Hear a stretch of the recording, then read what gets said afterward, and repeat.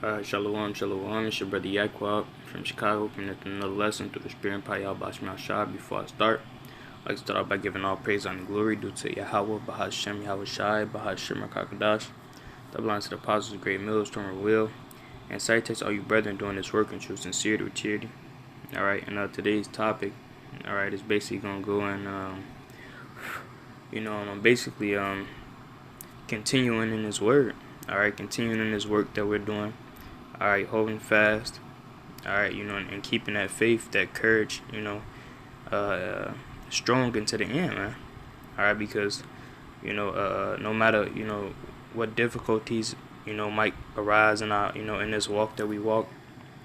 Alright, or, no matter how we feel, alright, we have to keep trucking. Alright, we have to keep pushing. Alright, we have to do this work into the end. Alright, to receive that crown. Alright, we can't give up in the middle of the work. We can't,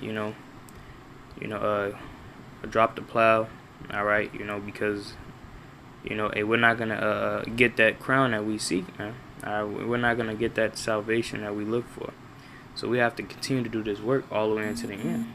Alright, and coming to this truth, we have to, understand what we're getting ourselves into. What we signed up for. Alright, when we came into this truth, alright, this was hey, like brothers say, this is like the mafia, so to speak, man. This is blood in, blood out, man. Alright, we have to finish, what we started, man. Alright, ain't no getting out the mafia just walking away, man. Alright, if you leave,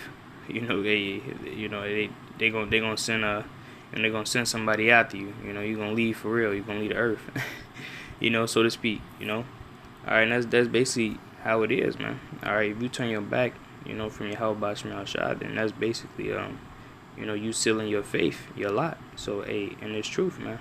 We have to have that mindset that we have to continue no matter what, man. All right. But this is Luke chapter 14 and verse 28. It says, "For which of you intending to build a tower, sit of not down first and count the cost, whether you have sufficient to finish." All right, and Zalakia, if I sound a little low, I got ears around me, and I'm trying to be discreet, as discreet as possible. But I still got to do this work. All right, this is Luke 14 and 28. It says, "For which of you intend to build a tower, sit of not down first and count up the cost, whether he have sufficient to finish it, least happily after he have laid the foundation, and is not able to finish it, all that behold it began to mock him, saying, This man began and was not able to finish." Alright, so when we come to the truth, we have to count the cost, man. Alright, and I know how brothers can be, real zealous, man. When we first come into this truth, we think, hey, that, hey, the Lord is coming back that year, man. Alright, or, he's coming back, the next year. Alright, and if he don't come back, he's come back the next year. Alright, we're always hastening in that time, man. Alright, but hey, the Lord doesn't work on our time. Alright, we work on the Lord's time. So no matter if the Lord comes back this year, next year, 10 years from now, alright, we have to be prepared. Alright, to keep running this race, man. Alright, we have to understand that, hey, we're not going to be able to receive that crown of that salvation unless we endure into the end. Alright, so no matter what's going on, hey, we have to have tunnel vision and stay focused. All right, keep bearing that cross, man. All right, because as the scripture, as the parable goes, it says, "At least happily after he laid the foundation and not able to finish it, all that all that behold it began to mock him, saying, This man began to build and was not able to finish." You don't want to be that guy, all right, that started it and didn't finish it, man. Alright, you didn't put in all these years, you didn't put in all this work. Alright, and it was all for naught, man. Alright, because the scripture says, if a righteous man, basically turn back from his righteousness and go back to his wickedness, all his righteousness that he, did should not be remembered, man. Alright, so it don't matter if you was out here for, in the truth for 15 years, 10 years, 8 years, 2 years. Alright, the minute you stop, alright, drop the plow and go back, that's not gonna be counted to you, man. Alright, so we have to finish this whole work, man. Alright, this is This is Isaiah 6 verse 10. It says, make the heart of this people fat, and make their ears heavy, and shut their eyes, lest they see with their eyes, and hear with their ears, and understand with their heart, and convert and be healed. Then said I, Lord, how long? And he answered, he answered, until the cities be wasted without inhabitant, and the houses without man, and the land be utterly desolate. And the Lord have removed man far away, and there be a great forsaking in the midst of the land. Alright? So that's basically, until this place get destroyed, man. It says until the land be utterly desolate. Alright? So until we get on them chariots, man, this work isn't finished.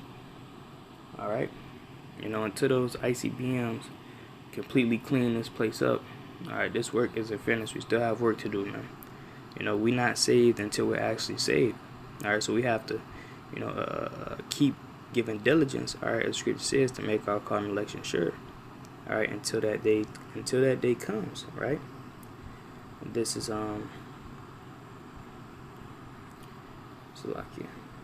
this is Matthew chapter 24 and verse 13. It says, but he that shall endure unto the end, the same shall be saved. Hey, that's plain, man. Alright, so seeing, as the scripture said, he that endure unto the end shall be saved. We have to have that mindset and understand that we're not saved yet, man. Alright, no matter how much, work we're putting in, alright, no matter, we could be, the most over-righteous Israelite, man, alright, trying to keep all law, statutes, commandments. We're not saved until we're saved, man. We have to endure into the end, man. Alright, because just as Judas, man, alright, he walked to YAHAWASHI the whole way. And in the end, guess what? He was found to be, basically a traitor, man. We don't want to be a traitor, at the end, man, after we done did all this work. So we have to stay humble, keep the fear of the Lord, alright, and keep doing this work, man. Alright, keep our head down and keep doing this work, man. No room for pride, alright. So forth and so on, man. Not being slack, not losing patience, that's another thing, because there is no other way, man. Alright. There is no other way, man. Alright, the scripture talks about, those who have tasted of this heavenly gift, man, and basically drew back. It's like you basically wanted YAHAWASHI to get back on the cross, man, roughly paraphrasing. Alright, and the Lord is not going to do that, man. Alright, so we have this truth. We have to hold fast to that which we have, man.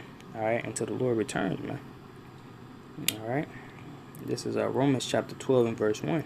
It says, I beseech ye therefore, brethren, by the mercies of God, that ye present your bodies a living sacrifice, holy, acceptable unto God, which is your reasonable service.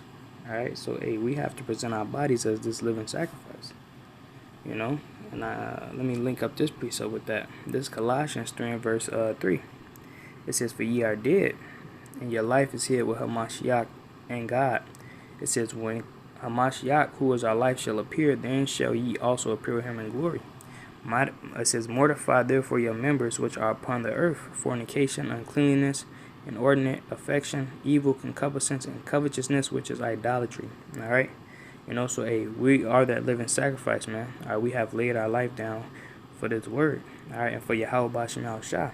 Alright, so we shouldn't be seeking anything else anyways, man. There is no point of dropping this plow. There is no point of turning back to this world, man. Alright, because we are supposed to be presenting our bodies as that living sacrifice. Alright, so our life, this present life that we live, alright, is meant, alright, to serve and usher in the coming of our Lord YAHAWASHI. Alright, that's it, man. Alright, we can let the rest of these people have their fun, man. Alright, but just know, at the end, man, we're gonna have the last laugh, man. When we get into the kingdom, we're gonna be able to truly enjoy true life, man. Alright, but right now, we have a job to do, man. Alright, we have to finish this course, man. Finish this race, and I'm gonna end it off with that. This is 2 Timothy chapter 4 and verse 7. It says, I have fought a good fight, I have finished my course, I have kept the faith. Henceforth there is laid up for me a crown of righteousness, which the Lord, henceforth there is laid up for me a crown of righteousness, which the Lord, the righteous judge, shall give me at that day. and not to me only, but unto all them also that love his appearing. Alright? So we have to finish this course. Alright, and fight that good fight of faith. Alright, so that we can receive that crown. And that's what we're doing this for, We're doing it for salvation and to receive that crown at the end, man. As these people, they strive and they lay down their lives for a corruptible crown. We are laying down our lives and striving for that incorruptible crown.